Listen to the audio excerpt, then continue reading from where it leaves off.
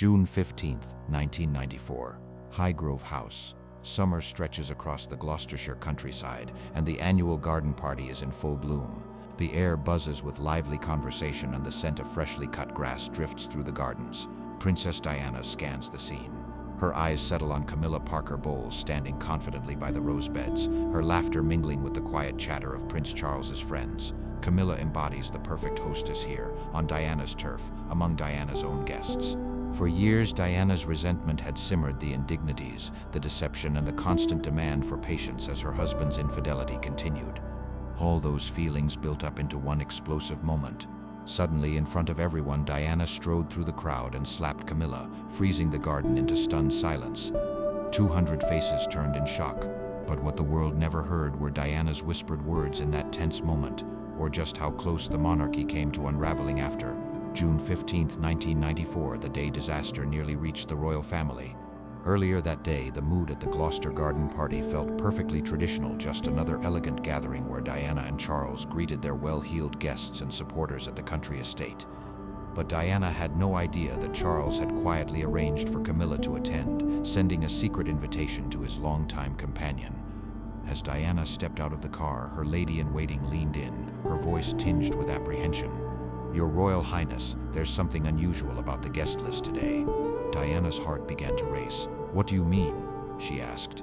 The answer landed like a chill. "Mrs. Parker Bowles is here."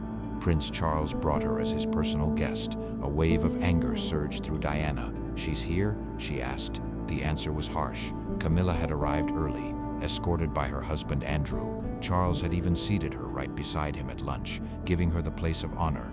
In that moment, Diana saw his intentions clearly. Charles's invitation was no accident. It was a deliberate move to assert control, to humiliate Diana in her own home, as Camilla took on the role of an accepted companion. It was a clear public statement, a nod to Camilla's importance in front of everyone. When Diana discovered that Camilla was mingling in the rose garden, acting as if she were the co-host, it was that single word, co-hostess, that pushed Diana over the edge. Camilla had slipped effortlessly into the role of hostess, strolling through Diana's private sanctuary as if she owned every inch of it. But the true breaking point, the moment that shattered Diana's fragile composure, came in the rose garden, just after 4:30. For the first hour, Diana managed to hide her outrage behind polite smiles and small talk, all while watching Camilla charm the guests with practiced ease. Then a voice rang out, a tone unmistakably Camilla's, drifting across the manicured blooms. "Well, naturally, Charles and I have been mulling over the changes to the East Wing. He really seeks my advice on these decisions." Diana halted mid-step, her heart pounding. Camilla spoke of redesigning Diana's own residence, weaving herself into household matters as though she were the mistress, not a guest. The knife twisted further as Camilla leaned into her circle, lowering her voice to a mocking hush. "Strictly between us," Camilla confided, "Diana's taste has always been so childish." Charles is honestly relieved to finally have someone mature guiding him.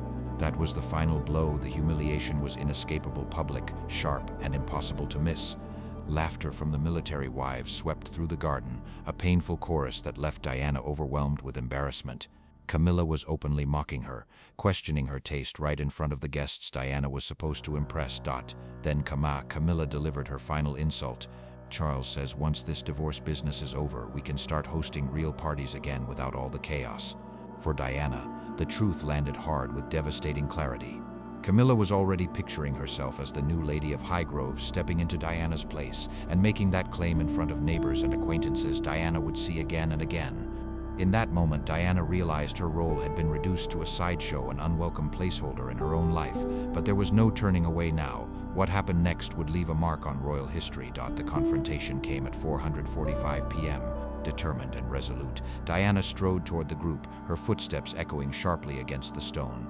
The military wives sensed the change in the air and quietly slipped away as Diana approached. Suddenly, only Diana and Camilla were left 10 feet apart and separated by years of unspoken fury. Diana broke the silence. Her voice was calm, but there was steel in it. Camilla answered smoothly, completely composed. "Diana, you look absolutely lovely. Charles and I were just having a conversation." Camilla began. Diana's gaze was icy. "Were you discussing how best to redecorate my home after I'm out of the way?" For a split second, Camilla's confident smile faltered. "Excuse me," but Diana didn't stop. Her voice was steady and unwavering. Or maybe you were offering your opinion on my supposedly immature taste to my guests." Camilla's face drained of color as she realized Diana had overheard everything. Diana, "I think there may have been a mistake." "No, there has not," Diana cut in. "You've made your intentions very clear. You're already getting ready to take my place." Camilla struggled for words. "That's not what I bought." But Diana pressed on, her pain unmistakable. "Do you know how it feels to hear your husband's mistress insult your choices? In your own home, in front of your guests?" Camilla straightened, her tone tightening with defensiveness. "Diana, this isn't the time or the place." Diana shot back without hesitation. "This is precisely the time and certainly the place. My place with my guests at my party." At that moment, Camilla delivered a retort that went too far, an insult that hung in the air, setting off what would become an iconic, unforgettable scene witnessed by everyone there. Backed into a corner, Camilla lashed out, her defenses sharp. "Let's be honest, Diana. This isn't really your house. It belongs to the Duchy of Cornwall. Charles is the rightful heir. You're just passing through." Fury ignited behind Diana's eyes. "Passing through?" Camilla pressed on, her voice low and final. "Soon enough, you'll have your settlement and move on. Charles and I will live here together. It's only a matter of time. We both know how this story ends." Diana's voice shook, filled with both hurt and outrage. "So you've already planned your happy ending while I'm still supposedly his wife?" For the first time, Camilla's composure cracked. Her words were raw. "You really need to face the truth, Diana. Charles loves me. He always has. This marriage is finished. Stop making it harder, for everyone's sake." "Making it harder? For whom?" "Charles, the children, the royal family." Diana's voice rose, filled with disbelief. Camilla delivered the final blow. "Just let go gracefully." Those words, heavy and dismissive, hit Diana like a physical blow. She stepped forward, her voice trembling but determined. "Let go gracefully, while you undermine my marriage, ridicule my life, and lay claim to everything I've built?" Camilla's reply was delivered with chilling certainty. "I am not taking anything that was ever truly yours." For a moment, the words hung between them, loaded and impossible to take back. Then, in one swift, unstoppable motion, Diana's hand flew through the air. What happened next would echo far beyond the garden walls. The slap, shocking and unmistakable, rang out at 4:47 p.m., slicing through the tranquil afternoon and sending a jolt of silence through the crowd. The sharp crack of palm meeting cheek echoed off the stonework of Highgrove, a sound more final than any words. Camilla staggered, her hand flying to her face, eyes wide with disbelief and pain. For a moment, time seemed to freeze. 200 onlookers, guests, servers, even the usually stoic security stood utterly still. Diana stepped closer. Her words meant only for Camilla. Her whisper was cold as steel. "That was for 15 years of deceit. If you ever belittle me in my own home again, the next time will be far worse." Camilla's eyes glittered not just from the sting of the words, but from a deeper humiliation. Her pride was wounded, exposed in front of everyone. Without hesitation, Diana smoothed her dress, adjusted her hair, and walked away, leaving a trail of shocked onlookers behind her. The confrontation had lasted less than 2 minutes, but its impact would change everything from that moment on. Still, no one could anticipate the chaos that was about to unfold. At 4:50 p.m., just minutes after Diana's exit, the once elegant garden party descended into complete disarray. Murmurs quickly turned into panic chatter as guests tried to process what they had just seen. Inside, Charles was still on a call when a protection officer rushed in, his voice tense. "Sir, there's been an incident. Princess Diana has just struck Mrs. Parker Bowles. At least 50 people witnessed it." Charles raced outside, his heart pounding. He spotted Camilla hunched on a bench, clutching her cheek, surrounded by an anxious, whispering crowd. "Camilla, are you all right? What happened?" he asked. Her voice trembled, her distress clear. "She hit me, Charles, in front of everyone. She actually struck me. Everyone saw." Charles reeled, caught in a rush of outrage at Diana's shocking move and a deep dread about how many people had witnessed it. He composed himself quickly. "We must get this under control now. This cannot get out of hand." Meanwhile, the guests' military officials, society's elite and staff reacted instantly. Colonel Matthews, the military liaison, stood nearby, eyes wide with disbelief. "In all my decades attending royal gatherings, I have witnessed nothing like this," he murmured.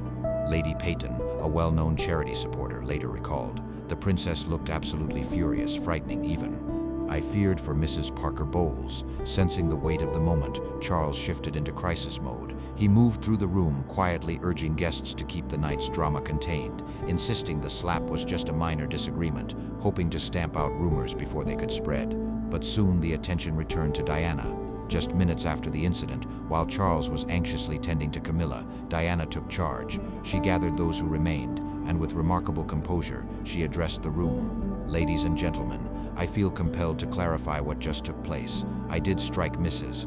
Parker Bowles, and I am not sorry for it." Her words sent uneasy gasps through the crowd. Diana locked eyes with the onlookers, her voice growing stronger. "For 15 years I've been told to show grace as my life unraveled, to remain composed while my marriage was dismantled before my eyes, to keep my chin up as my husband's affair was paraded in front of me, and to stand silently while his mistress ridiculed me in my own home." Diana quotes confidence grew as she continued. "Today Mrs. Parker Bowles openly mocked me, surrounded by my guests in the very place I call home, pretending she sees her own future here beside my husband. I simply reacted as any woman would when pushed too far. I'm sorry you all had to witness that moment, but I do not regret standing up for myself. Some boundaries should never be crossed, no matter who does it." The room buzzed with disbelief. Diana wasn't apologizing or making excuses. She owned every word, letting everyone know why she acted as she did. But the real shock was only just beginning. As the sun set, Buckingham Palace was thrown into turmoil. By 8 o'clock that evening, word of the incident had already raced through royal circles. Queen Elizabeth quickly gathered her closest advisors for an urgent meeting, deep within the palace's inner sanctum. Her verdict came quickly. "This cannot go public. The idea of the future queen consort resorting to violence at a formal event, this would be a royal scandal of the highest order. It could shake the monarchy to its core." Sir Robert Fellows paused before stating the obvious. "Your Majesty, at least 50 people witnessed the incident. We won't be able to hide this completely." The Queen considered for a moment. "Then our only choice is damage control. We start by contacting every guest." Her advisors agreed on the next move: remind each guest of their duty to the crown, and make it absolutely clear that sharing details beyond these walls would carry serious consequences. Prince Philip, always the bluntest voice in the room, cut right to the heart of the royals' crisis. "Diana has finally lost her head. This is exactly the leverage we needed for the divorce." The Queen's eyes narrowed. "What do you mean?" Philip didn't hesitate. "Violence, public disgrace. She struck a private citizen. This gives us grounds to show Diana as unstable and unfit for royal life." But Her Majesty's concerns were elsewhere. "And what if Camilla decides to press charges? That could drag this family through the mud for months." The reply came, unexpectedly, June 16, 1994. Morning light filtered into a palace, tense and still, everyone waiting to see what Camilla would do next. Standing before Charles and her solicitor, Camilla made her decision clear. In a steady voice she said, "I will not be pressing charges." Charles looked at her confused. "Why not? Diana assaulted you in front of dozens of witnesses." Camilla spoke with quiet strength. "If we take this to court, every sordid detail of our affair will be exposed as evidence. The scandal would engulf all of us." Camilla saw exactly what was at stake.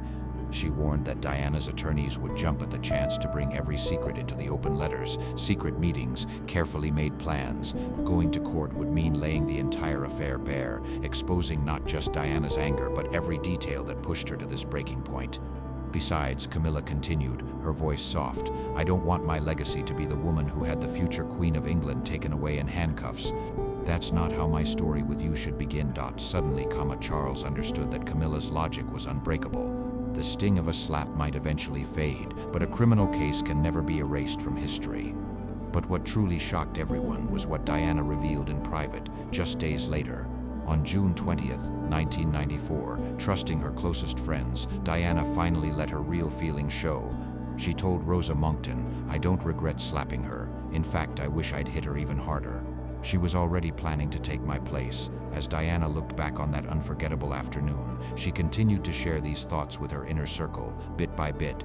"To Rosa Monckton," Diana confided, "while Camilla stood smugly in my garden, I realized someone needed to remind her that I was still here, still fighting." To James Colthurst, she described the moment with striking clarity. "The shock on her face when my hand met her cheek, she truly believed she was invincible, protected by Charles. But Charles wasn't there to shield her from me." Things became even more candid in Diana's therapy sessions. She admitted, "For 15 years I have worn the label of victim, the wronged wife. the sorrowful princess. But that day, for the briefest moment, the tables turned. I delivered consequences rather than simply receiving them. Perhaps the most revealing moment came in Diana's words to her sister Sarah.